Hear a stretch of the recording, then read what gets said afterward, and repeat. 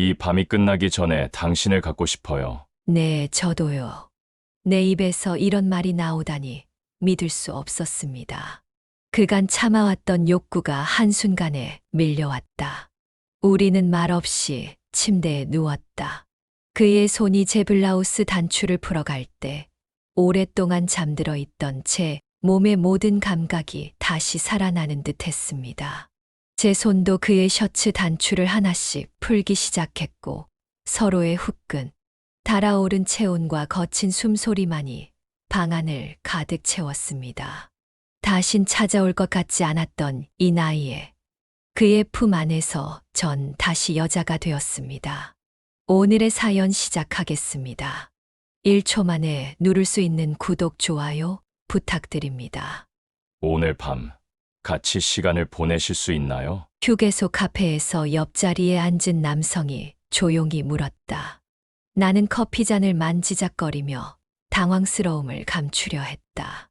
이 순간을 위해 여기까지 왔으면서도 막상 직접적인 제안을 받으니 마음이 복잡했다. 그 남자는 나이는 들어 보였지만 산뜻한 옷차림에 핸섬해 보였다. 나도 싫지는 않았기에 단숨에 거절하지 못하고 머뭇거리며 대답했다. 아직 결정을 못했어요. 서두르지 않겠습니다. 우리 서로 천천히 생각해 봅시다. 저는 강민호라고 합니다. 한수연이에요. 나는 거짓 이름을 말했다. 우리가 탄 관광버스는 강원도로 향하는 중이었고 이 휴게소는 중간 휴식지였다. 모든 참가자들이 자유여행이라고 부르는 이 모임에 처음 참여한 나에게는 모든 것이 낯설고 어색했다. 내 진짜 이름은 박은혜. 올해 59이다. 30년 전 남편 정우와 결혼해 아들 하나, 딸 하나를 키웠다. 아들은 작년에 결혼했고 딸은 아직 대학원에 다니고 있다. 8년 전까지 동네에서 작은 꽃집을 운영했지만 정호가 당뇨 합병증으로 조기 은퇴하면서 가게도 정리했다. 처음에는 남편 돌보느라 바빠서 몰랐는데 정호의 상태가 안정되자 일상이 너무나 무료하게 느껴졌다. 남편은 재활치료와 독서로 하루를 보냈지만 나는 갑자기 찾아온 공허함을 견디기 힘들었다. 저녁이면 또다시 텔레비전 앞에 앉아 드라마 속 주인공들의 살아 이야기를 보며 한숨 짓는 날도 있었습니다. 밤이면 비어있는 침대가 더욱 낯설게 느껴졌습니다. 그러던 중 대학 동창 미선이를 만났다. 동창회가 끝나고 둘이 차를 마시는데 미선이가 갑자기 물었다. 은혜야, 너 요즘 뭐 하고 지내니? 표정이 어두워 보여서. 남편 돌보고 집안일하고. 별거 없지 뭐. 그냥 나이 들어서 그런가 봐. 무슨 소리야? 우리 나이에 더 바삐 움직여야 건강하지. 미선이는 잠시 내 눈을 바라보더니 조심스럽게 말했다. 너 혹시 자유여행 들어봤어? 자유여행. 그게 뭔데? 우리 같은 또래의 중년들을 위한 특별한 모임이야. 이름, 직업, 가족관계 아무것도 묻지 않고 그냥 하루를 자유롭게 보내는 거지. 일상에서 벗어나 자신을 돌아보는 시간이랄까. 처음에는 당황스러웠다. 하지만 미선이의 설명을 들을수록 묘한 호기심이 생겼다. 아내로서, 어머니로서만 살아온 나에게 나 자신을 찾을 기회처럼 느껴졌다. 가끔은 자신만을 위한 시간도 필요해. 평생 남들 위해 살았잖아. 2주 동안 고민했다. 매일 밤 정호가 잠든 후 미선이의 제안을 곱씹었다. 결혼 생활 30년, 남편을 속인다는 죄책감이 컸지만 한편으로는 내 인생이 그저 의무와 책임으로만 채워질 것 같은 두려움도 있었다. 결국 용기를 내어 미선이에게 연락했다. 미선아, 나야. 너 결정했구나. 응, 한 번만 가볼게. 잘했어. 우리 이번에 신나게 기분 풀고 오자. 오늘 아침 정우에게는 대학 친구들과 온천 여행을 간다고 말했다. 1박 2일 일정이라고. 정호는 그동안 고생했으니 잘 다녀와라며 따뜻하게 배웅해 주었다. 그의 진심 어린 미소에 가슴이 아팠지만 이미 마음을 정했다. 서울역에서 미선이와 만나 KTX를 타고 강릉으로 갔다. 그곳에서 관광버스로 갈아탔는데 버스에는 이미 20명 남짓의 중년 남녀가 타고 있었다.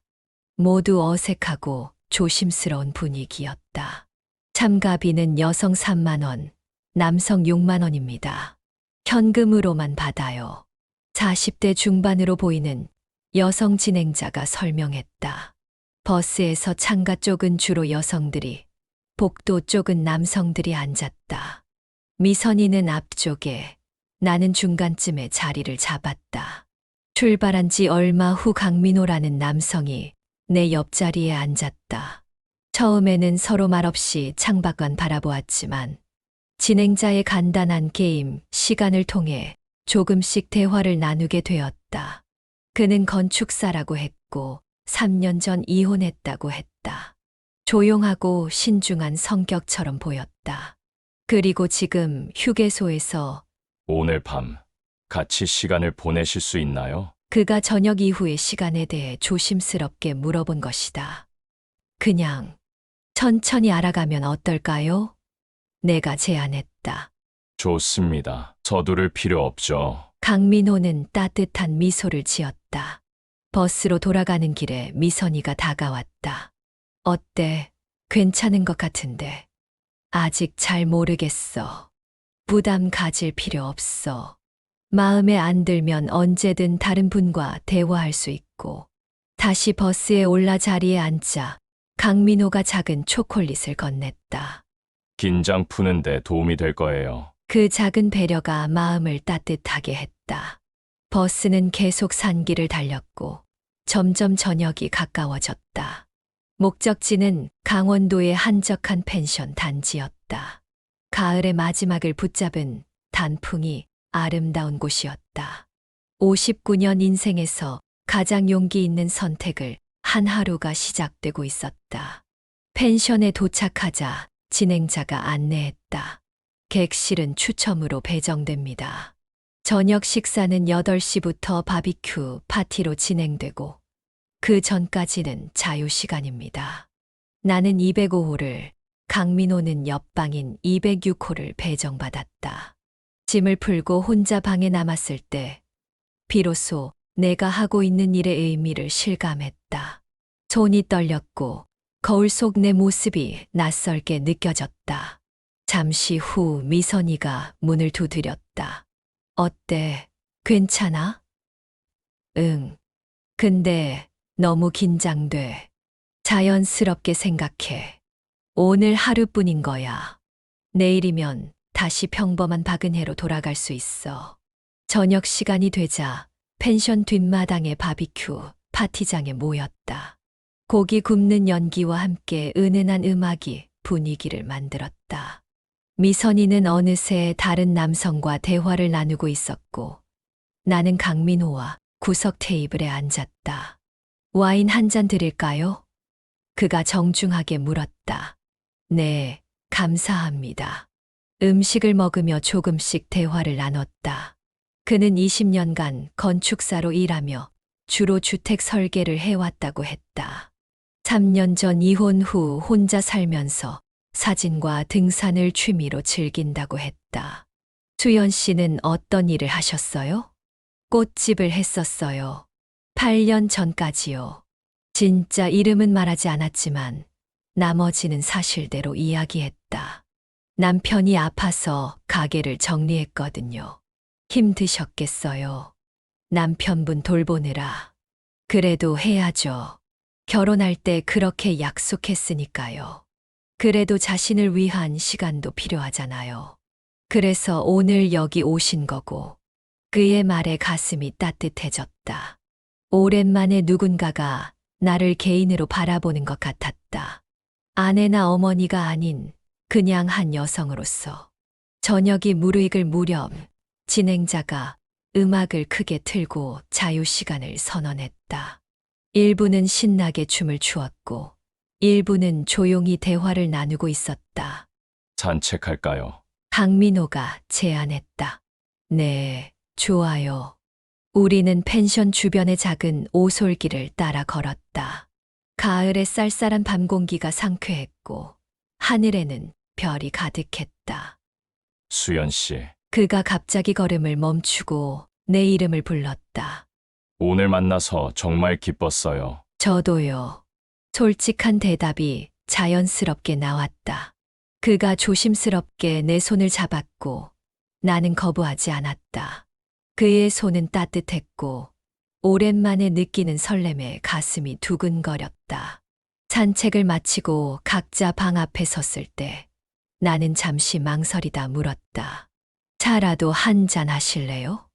그의 눈이 반짝였다. 네, 좋아요. 내 방에서 우리는 미니바의 와인을 마시며 더 깊은 대화를 나눴다. 대화는 자연스럽게 개인적인 이야기들로 이어졌다. 사실 진짜 이름은 박은혜예요. 내가 고백했다. 알고 있었어요. 그가 미소 지었다. 저도 진짜 이름은 강민호예요. 우리는 웃었고 그 웃음 속에서 어색함이 사라졌다. 어느새 그가 가까이 다가왔고 제 허리를 조심스럽게 끌어당겼다. 나는 저항하지 않았습니다. 서로가 격하게 한참 동안 입을 맞췄습니다. 그 사람이 내 귀에 나지막히 애기했습니다. 이 밤이 끝나기 전에 당신을 갖고 싶어요. 네, 저도요. 내 입에서 이런 말이 나오다니 믿을 수 없었습니다. 그간 참아왔던 욕구가 한순간에 밀려왔습니다. 우리는 말없이 침대에 누웠습니다. 그의 손이 제 블라우스 단추를 풀어갈 때 오랫동안 잠들어 있던 제 몸의 모든 감각이 다시 살아나는 듯 했습니다. 제 손도 그의 셔츠 단추를 하나씩 풀기 시작했고 서로의 후끈, 달아오른 체온과 거친 숨소리만이 방 안을 가득 채웠습니다. 다신 찾아올 것 같지 않았던 이 나이에 그의 품 안에서 전 다시 여자가 되었습니다. 30년 만에 남편이 아닌 다른 남성과 함께하는 순간이었습니다. 죄책감보다는 묘한 자유로움이 더 컸습니다. 그날 밤 우리는 서로에게 커다란 위로가 되었습니다. 그것은 단순한 일탈이 아닌 오랫동안 잊고 있던 여성으로서의 자아를 일깨워준 시간이었습니다. 다음 날 아침 눈을 떴을 때 강민호는 이미 일어나 창가에 서 있었다. 잘 잤어요? 그가 부드럽게 물었다. 네, 생각보다 편안했어요. 후회는 없으세요? 잠시 생각했다. 아니요, 없어요. 아침 식사 후 모두 다시 버스에 올라 서울로 돌아갔다. 돌아가는 버스 안에서 강민호는 조심스럽게 물었다. 다시 만날 수 있을까요? 이런 모임 말고 그냥 우리 둘이. 모임의 규칙을 어기는 것이었지만 강민호와의 시간이 너무 특별하게 느껴졌다. 조심스럽게 가끔 만나요. 우리는 연락처를 교환했고 서울에 도착한 후 각자의 삶으로 돌아갔다. 집에 돌아오자 정호는 거실에서 독서를 하고 있었다. 다녀왔어? 어땠어? 재밌었어? 응, 오랜만에 친구들 만나니까 좋더라. 다행이네. 나는 도우미 아주머니가 잘 챙겨줘서 괜찮았어. 일상으로 돌아왔지만 내 마음속에는 작은 변화가 일어나고 있었다. 강민호와는 그 후로 일주일에 한두 번씩 메시지를 주고받았고 한 달에 한 번 정도 서울에서 만났다. 그때마다 나는 친구를 만난다고 말했다. 처음 몇 달은 달콤했다. 서로의 몸은 항상 달구어져 있었다. 마치 몇 년간 헤어져 있다 만난 연인처럼 온 몸이 불타올랐다. 카페에서 차를 마시며 나누는 대화, 전시회를 함께 보는 오후, 조용한 공원을 걸으며 서로의 일상을 나누는 시간들. 강민호는 내 이야기를 진심으로 들어주었고, 나 역시 그의 건축 작품과 취미에 대한 열정적인 이야기에 흥미를 느꼈다. 하지만 시간이 지날수록 강민호는 더 자주 만나기를 원했고 연락도 더 빈번해졌다. 처음에는 설레던 메시지들이 점차 부담으로 느껴지기 시작했다. 은혜 씨가 사는 동네도 구경하고 싶어요. 어떤 곳에서 사는지 궁금해서요.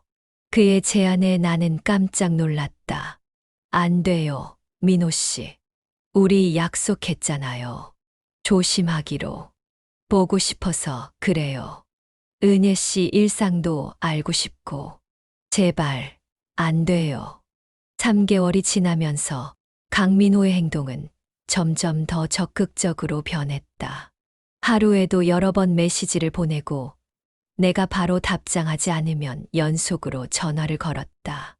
어느 날은 내가 마트에 갔을 때 우연을 가장에 나타나기도 했다. 우연이네요. 그가 말했지만 전혀 우연이 아니었다. 어떻게 알고 여기 왔어요? 그냥 직감이에요. 불안해졌다. 이 관계를 정리해야 한다는 생각이 들었다. 다음 만남에서 나는 용기를 내어 말했다. 민호 씨, 미안해요. 하지만 이제 그만해야 할 것 같아요. 뭐라고요? 왜요? 너무 위험해져요. 그리고 제 가족에게 미안해요. 은혜 씨, 우리 서로 사랑하잖아요. 제가 은혜 씨를 얼마나 아끼는지 알잖아요. 사랑하는 게 아니에요, 민호 씨. 우리 그냥 외로움을 달래기 위한 만남이었잖아요. 아니에요. 저는 진심이었어요. 그날 이후 강민호는 더욱 집요하게 연락해왔다. 결국 나는 전화번호를 바꾸고 그와의 모든 연락을 끊었다. 평화가 돌아온 듯 했다. 하지만 어느 날 밤, 새 번호로 걸려온 전화에 놀랐다. 은혜 씨, 지금 어디예요? 꼭 만나야 해요. 마지막으로 한 번만 봐요. 지금은 안 돼요. 남편이 집에 있어요. 5분만요. 마지막으로 한 번만 봐요. 강민호의 간절한 부탁에 나는 결국 마트에 다녀온다는 말을 하고 아파트 밖으로 나갔다. 그곳에는 검은색 승용차가 기다리고 있었다. 무슨 일이에요? 사실, 다른 도시로 발령났어요. 내일 떠나요. 그래요. 왠지 모를 섭섭함이 밀려왔다. 바로 그때 내 전화가 울렸다. 남편을 돌보는 간병인이었다. 사모님, 큰일 났어요. 어르신이 갑자기 쓰러지셨어요. 지금 응급실로 가고 있어요. 머릿속이 하얘졌다. 빨리 병원에 가야 해요. 제가 데려다 드릴게요. 제 차가 빨라요. 급한 마음에 나는 강민호의 차에 올랐고 그의 차는 병원으로 향했다.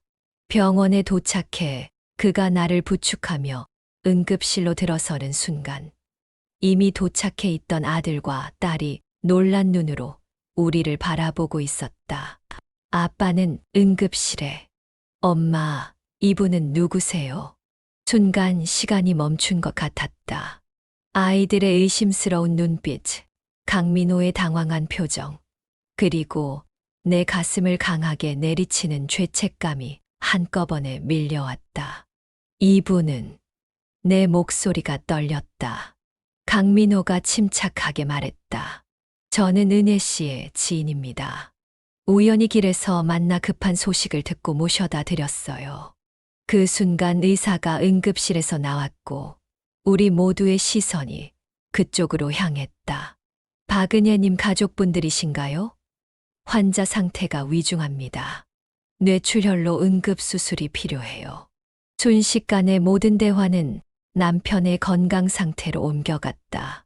수술 동의서에 서명하고 중환자실 앞에서 기다리는 동안 강민호는 어느새 사라져 있었다.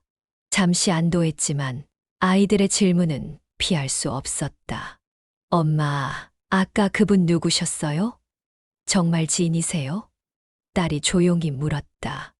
응, 그냥 아는 사람이야. 근데 엄마 팔짱을 끼고 있었잖아요. 좀 이상했어요. 아들이 의심스럽게 말했다. 그냥 내가 너무 놀라서 비틀거렸거든. 그래서 부축해 준 거야. 그들은 더 묻지 않았지만 의심의 눈빛을 완전히 거두지는 않았다. 밤새 정호의 수술이 진행되는 동안 나는 깊은 죄책감에 시달렸다. 만약 내가 강민호와 만나지 않고 집에 있었다면 정호의 상태를 더 일찍 발견했을 수도 있었을 텐데. 다행히 수술은 성공적이었고 정호는 며칠 후 의식을 되찾았다. 하지만 강민호와의 일은 끝나지 않았다. 병원에 매일 꽃바구니가 배달되었고 보내는 이는 없었지만 누구인지 알 수 있었다.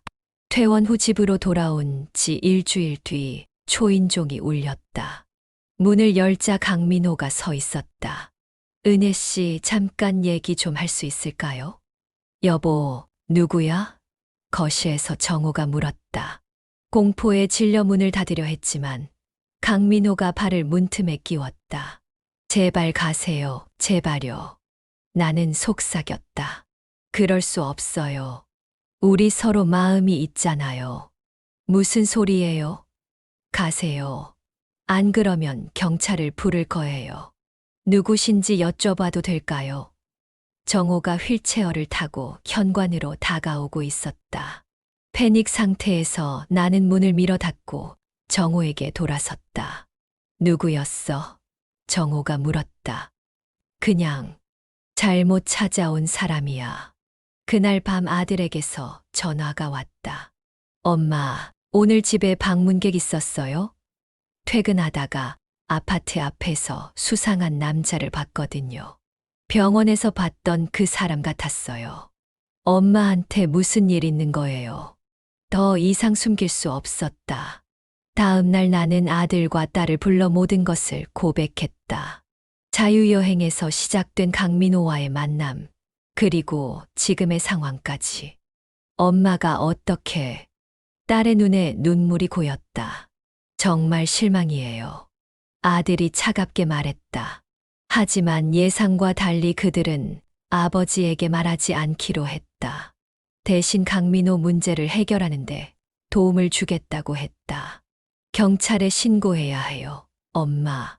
이건 스토킹이에요. 딸이 말했다. 결국 나는 경찰에 신고했고 강민호에게는 접근 금지 명령이 내려졌다. 처음엔 그도 계속 연락을 시도했지만 아들이 직접 찾아가 강력하게 경고한 후로는 연락이 끊겼다. 정호는 결국 진실을 알지 못했다. 그리고 나는 평생 그 죄책감을 안고 살아가기로 했다. 대신 정호를 위해, 그리고 나 자신을 위해 더 나은 아내가 되기 위해 노력했다. 수술 후유증으로 정호의 거동이 더 불편해졌지만 나는 그 시간들을 소중하게 여기기 시작했다. 함께 아침 산책을 하고 그가 좋아하는 음식을 만들어 드리고 옛날 사진을 보며 추억을 나누는 일상들이 새롭게 느껴졌다. 당신 요즘 많이 달라진 것 같아. 어느 날 정호가 말했다. 뭐가? 더 다정해진 것 같고 예전보다 나를 더 신경 써주는 것 같아. 그의 말에 가슴이 먹먹해졌다. 늦게라도 깨달은 거야. 당신이 얼마나 소중한지. 6개월 후 미선이에게서 연락이 왔다. 또 다른 자유여행을 제안하는 내용이었다. 다시는 안 갈 거야. 나는 단호하게 말했다. 왜? 무슨 일이 있었어? 긴 얘기야. 그냥 진정한 행복은 멀리 있는 게 아니더라고. 내 곁에 있었어. 전화를 끊고 나는 재활운동을 하고 있는 정호에게 다가갔다. 오늘 저녁에 뭐 먹고 싶어? 당신이 좋아하는 거로 해. 정호가 웃으며 답했다. 그의 미소를 보며 생각했다. 진정한 행복은 화려한 일탈이 아니라 서로를 이해하고 함께 나이 들어가는 평범한 일상 속에 있다는 것을. 59년 인생에서 한 번의 실수가 있었지만 그 실수는 나에게 가장 소중한 것이 무엇인지 깨닫게 해주었다. 있었다. 앞으로의 시간은 더 의미 있게 채워나가고 싶었다. 자유여행은 내 인생에서 가장 큰 실수였지만 동시에 가장 큰 깨달음을 준 경험이기도 했다. 내 옆에 있는 사람들의 소중함을, 그리고 진실된 삶의 가치를 알게 해준 여정이었다. 지금 나는 정호와 함께 조용한 저녁을 보내며 우리가 함께 쌓아온 30년의 세월이 얼마나 귀중한지 새삼 느끼고 있다. 잠시의 방황은 있었지만 결국 나는 진정한 행복이 어디에 있는지 찾을 수 있었다. 바로 내가 서 있는 이곳, 사랑하는 가족과 함께하는 이 평범한 일상 속에. 오늘의 사연은 여기까지입니다. 1초 만에 누를 수 있는 구독, 좋아요 꾹 눌러주세요. 여러분의 가정에 큰 행운이 떨어집니다. 다음 영상에서 다시 만나요. 감사합니다.